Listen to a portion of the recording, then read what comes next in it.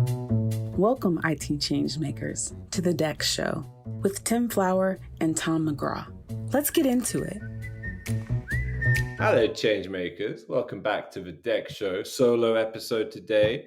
As in, I have no co-host. I do, of course, have a wonderful guest. His name is Vishal Brown. He's Chief Evangelist and Digital Workplace Leader from NTT DATA Services. Vishal, welcome to the show. How you doing? Great. Thank you for hosting me.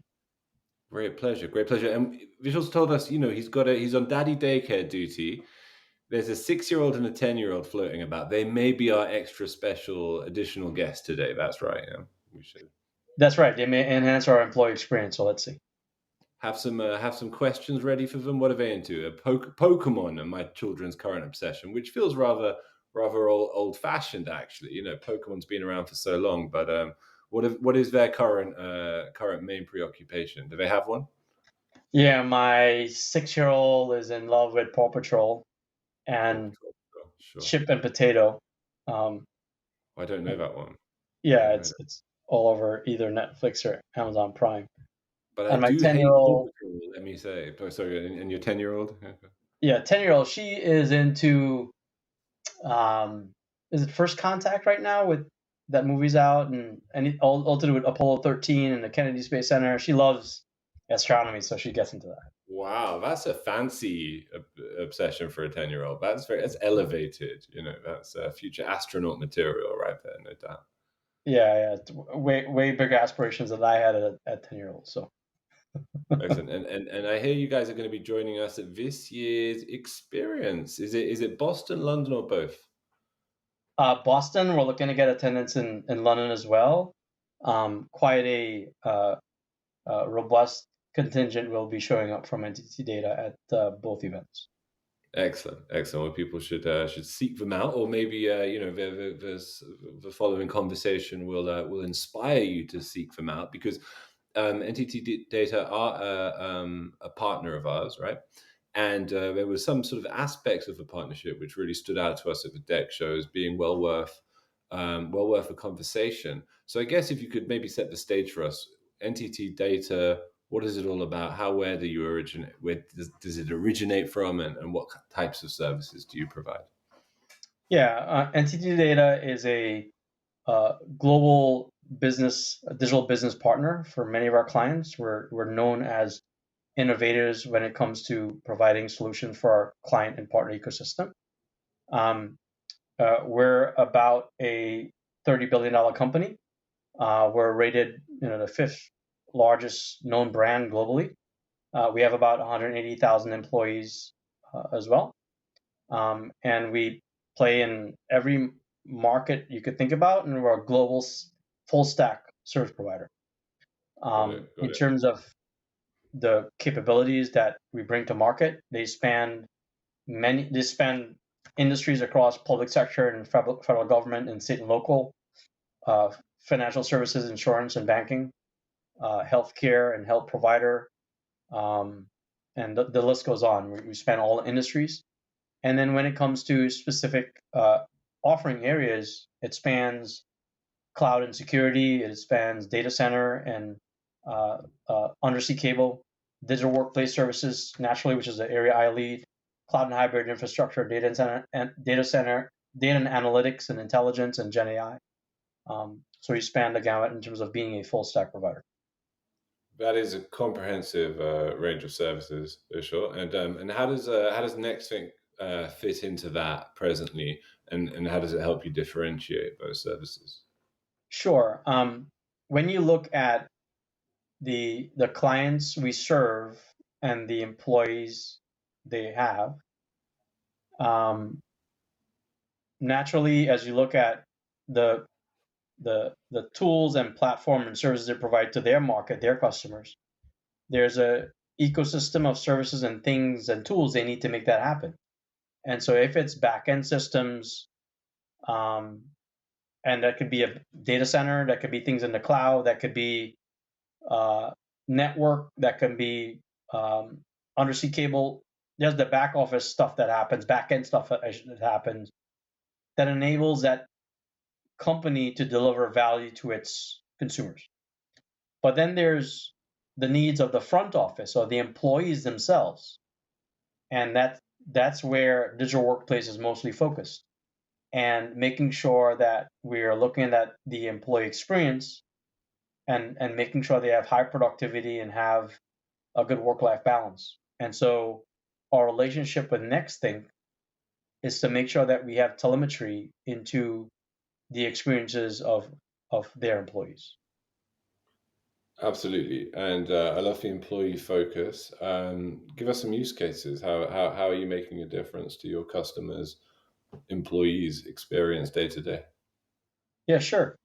It's a few, right? And I think probably the best way to kind of manifest that is uh, looking at the day in the life of an employee.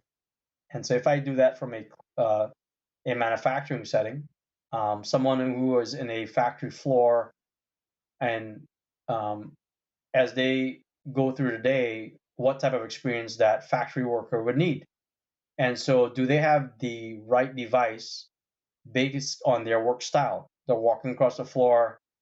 They may or may not have dirty hands. They may not be able to use a keyboard, right? And um, uh, is the right form factor of that device designed for their work? Is it more mobile than a laptop? Is it a iPad type device? And so understanding the needs of that manufacturing worker on a factory floor is important. And so that way we can manage the employee experience based on that work style. And so having telemetry on the devices and applications and tools they use to fit that style is important. And so Nexthink plays a role there. So that's one use case. Or if I look at a retail setting and a retail agent in a store and the things they use, it could be for point of sale tools, or making sure that the consumer they're serving in that store, or the supply chain to get inventory in store, the tools they use to make all that value chain work, those are the employees that make that happen. Looking at the experiences those employees have. Or if I go into a clinical setting and I look at clinician to clinician interaction, or clinician to patient interaction, again, the employee in that setting uses a certain set of tools and devices for the clinician to get work done and taking care of that patient, and making sure that any decision they make could mean a life and death situation in the clinical setting. And so I want to make sure that the tools they're using and the devices has 9.999 uptime, for example, and the applications are always working. So just in summary, as I look across a healthcare setting for clinicians, a retail setting, and a healthcare setting, all those tools and platforms and experiences for those employees in those industries, we want to monitor those experiences and understand they're persona driven, and to make sure we're maintaining and creating productive uh, experiences for those employees. And that's where Nexthink helps us bring that together. That's great. And one of the innovations that stood out to us when we heard about the partnership was the work you've done there around technical integration to work with MS Copilot. And that I hear is actually already benefiting customers quite significantly. MS Copilot, really, really exciting kind of program of innovation at Microsoft, in my opinion. Would love to hear a bit more about that work, and of course, for the results you've seen already, and the future plans around it, and how Nexthink fits into that. Yeah, certainly.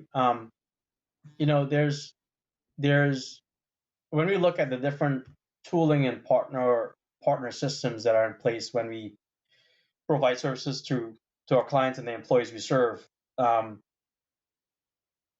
you know, there is telemetry that's coming from the devices to understand its performance and health and those things, and that's where Nexthink has telemetry to capture that. Sometimes employees are reactive; they'll call and say, "Hey, something's broken," and Nexthink's help us be proactive in understanding what's going on before they actually pick up the phone and call us. So either way, when something happens proactively or reactively, it's tied to a logging platform or ITSM platform like ServiceNow. And so you want to do some orchestration and between these platforms and make it conversational at the same time with the employees. And so the ability to bring tools like Copilot Studio to interact between the Nexthink platform and an ITSM platform like ServiceNow, Copilot Studio sits in the middle and helps us act as a conversation layer, an orchestration layer, and an execution layer between ServiceNow and Nexthink. And so Copilot, for example, can look at data within ServiceNow and surface that in a employee interaction. So for example, I use an example to maybe highlight it. You're having a problem with your laptop or device you're using, and you reach out to a chatbot, and it's a very conversational AI agent, and you go, hey, I seem to be having a problem with using Excel. And the Copilot Studio queries Nexthink and go, yep, I could see your queries Nexthink, and Nexthink has telemetry on the performance of the device and says, yep, I can see our device is performing blah, blah, blah, right? It doesn't look well, it looks well. This is tapped, let me clear your cache, those kinds of things.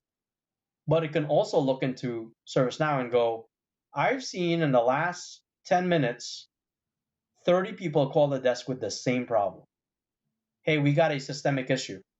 So I get telemetry on the device and the employee, but I'm also getting device on what is happening system-wide across the state. And so bringing those together, that's where Copilot Studio comes together, to bring these platforms together to understand more systemic issues and surface that to the employee, but also the IT service agent. So he's more informed. And the net outcome from that is the employee is the service the employee receives gets solved faster, served faster, puts them back, makes them productive faster instead of dealing with a problem, and attaches to things like first call resolution, mean time to handle a problem, because you're now bringing Copilot Studio and Nexthink and ServiceNow together and solving these problems faster and quicker with better knowledge. I know there's a long-winded answer. Hopefully that makes sense. No, it's a really exciting area of innovation. I think it warrants it. I mean, how do you looking ahead 5 years, how key is this to your like long-term goals, and where do you see it going? I mean, it's striking. So yeah, it's I think we're right. Copilot sits within a broader industry direction around generative AI, and there's significant potential about using these massive LLMs to drive really 2 to 3 different areas, right? One is, first and foremost, the employee experience and how we're using generative AI to make an employee not just more productive, but more efficient, better work-life balance. So that's one area. And the other area is, how is it impacting industry? So for example, in insurance, am I addressing a claim faster? Can I know the right thing to say in best practice when someone calls me about a life-death benefit situation? Right? And that's where generative AI comes in, right? Suggesting what's best practice or the latest and greatest they should be aware of when speaking to a human on the phone. So that's one area, and making 2 areas, productivity and making it very industry specific. But then when you get into things like call service operations, right? In any GSI. So if I'm doing network, or if I'm doing data center operations, or if I'm doing workplace. And so you have teams of people and digital humans and humans that are doing work. And how do you make that service operations more efficient? And that's also an opportunity for generative AI capabilities. And so it brings more IT assist, agent assist with Gen AI capabilities to make them make better decisions faster. And so between those three areas, just in summary, service operations, right, making an employee more productive, and getting very industry specific with use cases. Those three things are where I see where a significant impact is going to happen in the next 5 years and how we evolve. The net output of that would be how is it changing business models and operating models? So more fundamental change because of Gen AI's influence. Intriguing. Anyone who partners with Nexthink obviously kind of intuitively or explicitly understands the significance of visibility in the modern digital workplace, right? What does visibility mean to you there, and why does it matter so much? Yeah, I think it's a few things. The reason I think that's really important, that jumps out at me is two areas, right? When I look at the workforce, and when I look at areas such as ESG, and which is why I think visibility and observability is important. Here's why. If I just going on the workforce perspective first, there's the whole return to office motion. Right? We're seeing what's going on with Amazon right now and wanting them to go back to the office. Mm-hmm. And how do you really strike work-life balance and making sure that you have ensuring the employee is productive, and what's the argument for return to office? There are good ones, but the ability to have visibility and observability of the employee's productivity is important. And so it really, I think it'll help us. It'll be one of the signals of what we should do about return to office. So that's from a workforce trend perspective. The other area related to workforce is human impact. And so what I mean is, and it's going back to the first point a little bit, right, which is just understanding people's work-life balance. Like, I think that's the other side. They look at the work side, but what is the home side of that telemetry? And giving people balance in their lives and having observability and visibility into that can be helpful. Hey, are you working too much? You work 16 hours today, right? And so we have telemetry that can tell you that. So that should be a decision point. And then the third thing, I talked about ESG.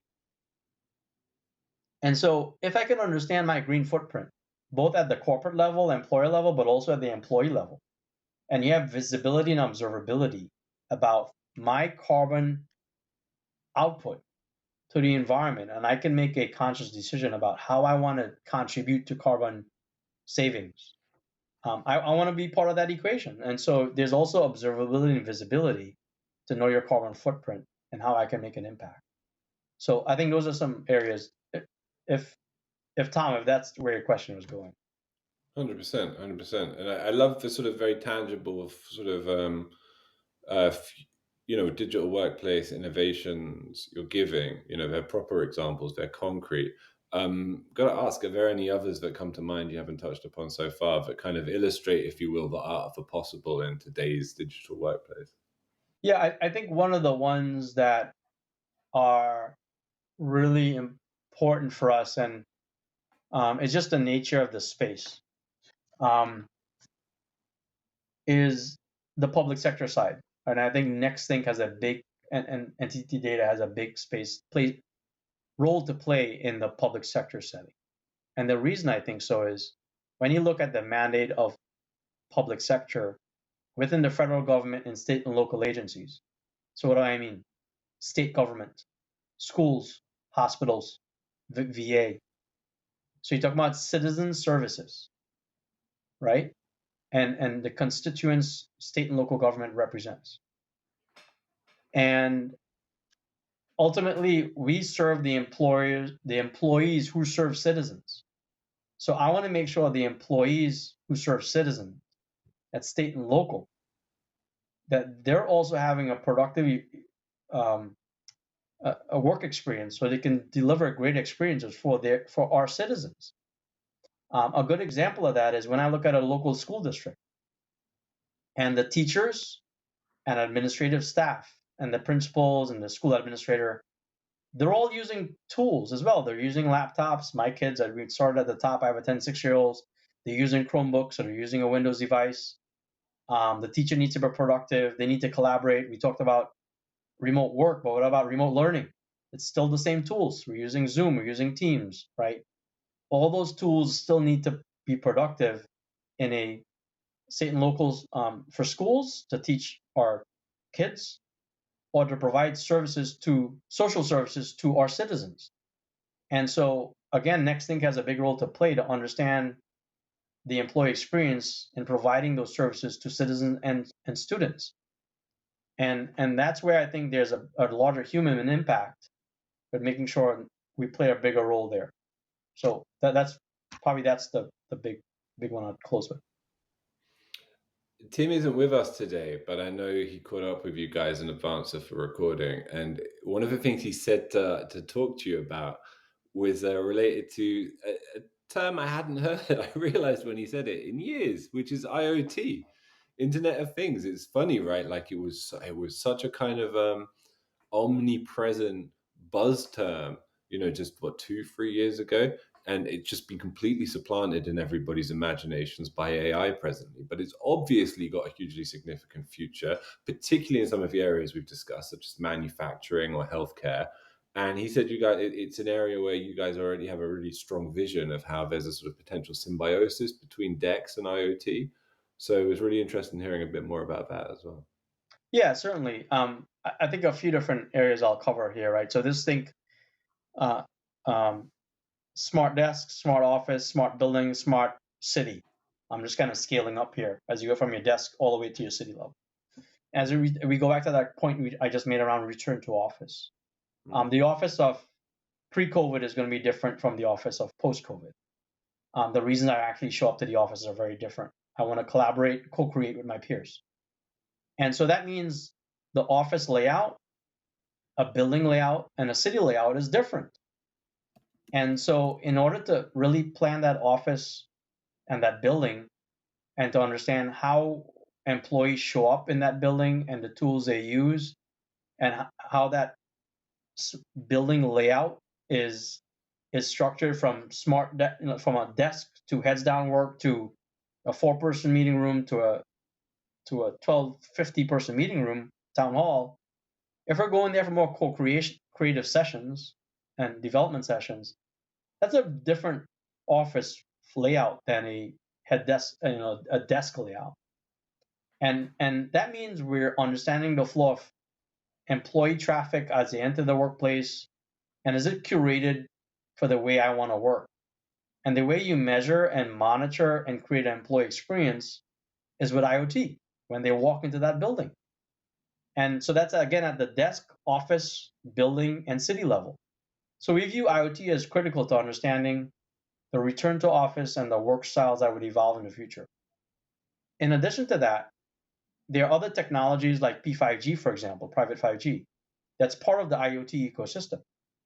And it allows us to have greater footprint and give greater coverage than traditional Wi-Fi would give you in a building or a campus.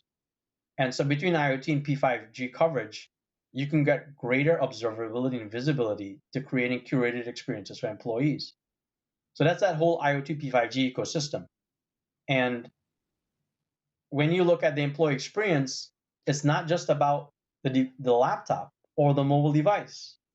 It's about the entire value chain of the employee, about the laptop I use to leave to work at my house, and then I walk to the train, and then I grab the Starbucks coffee, and then I went into the office to have a half-day meeting with my peers for co-creation and development, and it knows I walked into that building. It knows the meeting I'm going to walk into. So all those are curated experiences. And so you have to have telemetry and observability across all the tools that make that happen for the employee experience. So that's where IoT has a big role to play, to look at the entire experience of the employee. I think you really illustrate something about experience, which you guys are going to be at, which is that it's there not just to show us a picture of the future digital workplace, but what technology professionals can do to facilitate it, to enable it, and to effectively bring it to life, right? So for anybody who can't make the event, where can they find you and reach out to you? Certainly. So obviously we have many folks, and these are broad areas, broad topics, right? And we have folks who know it at the high level, and also folks who can go very deep at the business or technology or implementation of any of this. And so certainly reach out to me, but go to our website. You can find us there. We're everywhere, and like I said before, we're a full stack provider, and we'll also be there in person. So feel free to reach out to me, and I'm happy to have a conversation. We'll have a link to the website in the show notes, folks, but also we'll have a link to where you can get your experience tickets. And we are getting nearer and nearer to both events. 15th and 16th of October for Experience Boston, and the 5th and 6th of November for Experience London. And if you don't already know, they're the best digital employee experience events and the biggest in the world, hands down.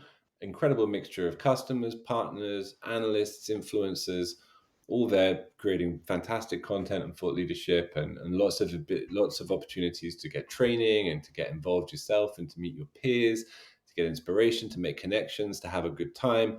And tickets are completely free. So there are links in the show notes where you can get those tickets, and we hope to see you there. And you might just have a chance to talk to Vishal as well. Vishal, it's been a pleasure. Thanks so much for coming on, mate. Same here. Thanks, Tom. Look forward to seeing you at the event. To make sure that you never miss an episode, subscribe to the show in Apple Podcasts, Spotify, or your favorite podcast player. And if you're listening on Apple Podcasts, make sure to leave a rating of the show. Just tap the number of stars you think the podcast deserves. If you'd like to learn more about how Nexthink can help you improve your digital employee experience, head over to nexthink.com. Thank you so much for listening. Until next time.